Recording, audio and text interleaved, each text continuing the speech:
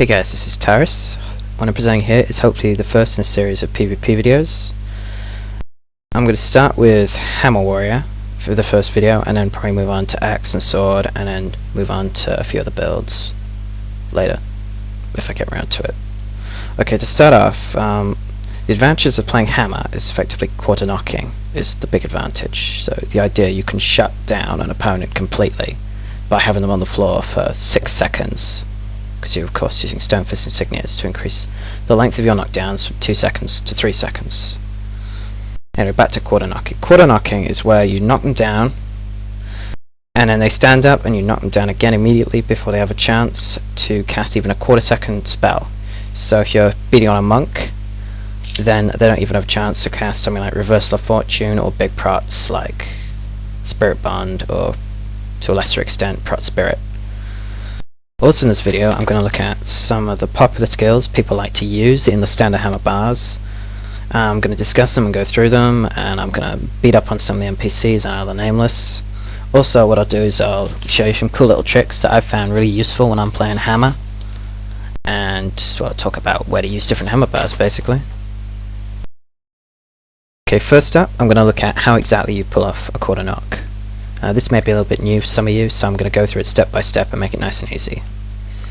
Okay, first up, it's easiest to build your adrenaline with your spear and shield set, because you can have a furious spear mod for starters, and the spear attack speed is higher than the hammers, and you can hit them from range. Okay, you're not dealing much damage if any, but you can gain adrenaline from range faster, and also if you gain the double 10% double adrenaline from the spear when you use Enraging Charge, which is your second stance to cancel flail and also to build adrenaline rapidly, you will build your adrenaline to pretty much max in one shot, which is very, very useful.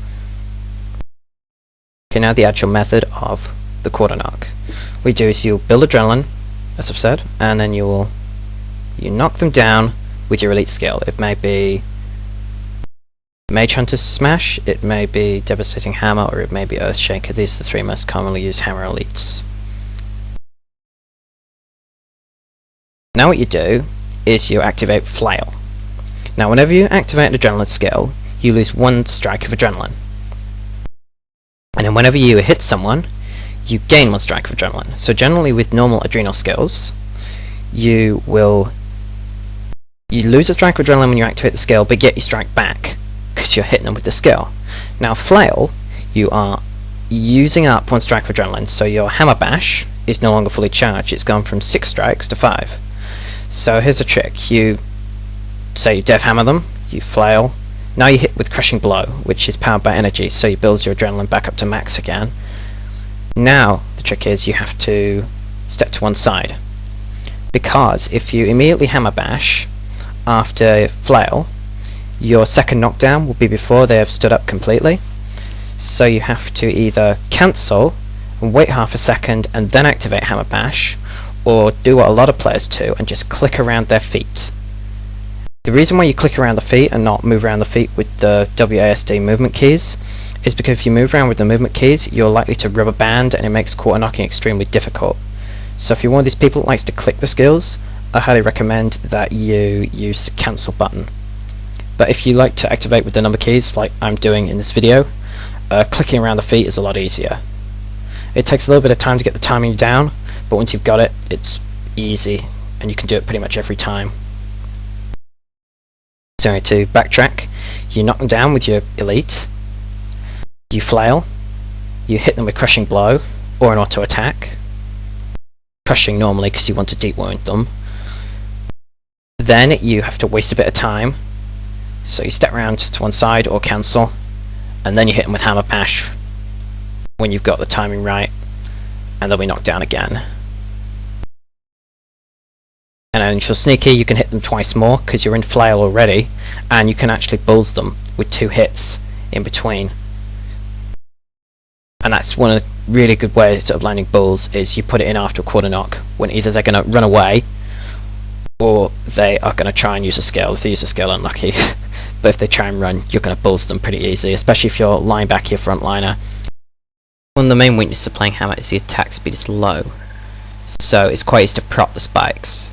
But one thing you can do, is interesting with the Earthshaker elite, that pretty much guarantees a misprop, is to Earthshaker one target, then switch targets and flail, crushing, hammer bash another target you knock down with Earthshaker, but not your original target. So the prop goes onto the first target, and you are beating away on a completely unprotted target, which is great. Okay, now I'm just going to quickly talk skills, because some of you are probably getting bored, and I'm aware I've been going on for quite a long time now. First I'll start with elites. Three main ones. You've got your Earthshaker, so that's good for HA, where people tend to ball a lot, and you've got two others. You've got Devastating Hammer and Mage Hunter Smash. Now, Dev Hammer is the cheapest of the three. It's 7 adrenaline, which is why it's one of my favourites, and also has weakness added, so it's great for line backing.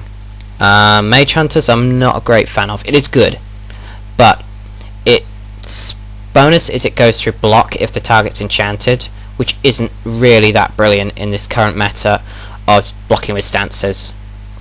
And also, it's not going to help you get your Crushing Blow and your Hammer Bash off any easier. True, it is a guaranteed knockdown. It's difficult to shut down because you can only block it with stances.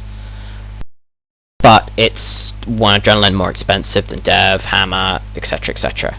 Alright, moving on to the non-elite slot, you've probably noticed that one of the slots on my bar is carrying Protective Strike. It's not a skill I've mentioned yet, so I'll just quickly go into that slot and what else you can put there. Prot Strike is good for stuff like GVG, where you want the extra damage on the spike. It's a half-second activation, so it's good DPS, and it's got big plus damage if you can meet the requirements, so roughly plus 40. Also, in that slot you can put Discharge, which is a really great and interesting skill, because you can use it as a target switcher. So Shadow Steps let you basically switch targets. It's effectively like the Monk's Misprotted, because you wait for the prot to go on, and then you switch targets, and you've not wasted any time, and it's like they've protted a target you weren't even attacking in the first place. Also, you can use it very cunningly as sort of a defensive thing, where you push up aggressively and beat on their monks. You can even overextend slightly, and then just use it to teleport out again as a safety net. In that slot you can also put Distracting Blow, which is a hard interrupt, half-second activation, 5 energy. It's a good skill for interrupting stuff like reses in RA, and I'm quite a big fan of it, to be honest. It's kind of lacking for damage because there's not any damage on it, but it is a nice skill. I think it's a little bit underestimated as well. The other skill people tend to use in that slot, the fourth one, is Wild Throw. A Wild Throw is a spear attack, and although you've only got 3 spear mastery, it's not there for damage. It's there to remove stances like Distortion and Balance Stance in particular. It's not so useful for other stances because most other stances are fairly short durations, so you're actually not really getting much. So stuff like Discipline Stance is not even worth removing because it's only going to last 2, maybe 3 seconds, and by the time you switched your spear, thrown your spear, the stance has ended already. But Balance Stance and Distortion it's great for, so that's about it really. Thanks for listening, and until next time.